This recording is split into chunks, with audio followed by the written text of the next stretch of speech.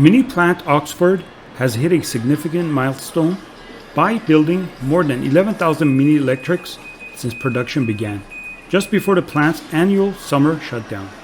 Premiered in July 2019 during the brand's 60th anniversary year, Mini's first electric model is fully integrated into the production process at Oxford, running down the same line as the combustion engine models.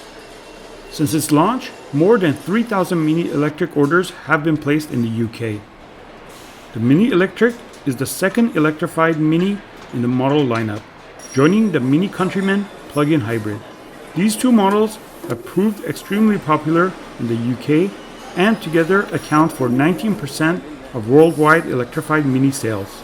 A quarter of all UK MINI Countryman orders are for the plug-in hybrid version.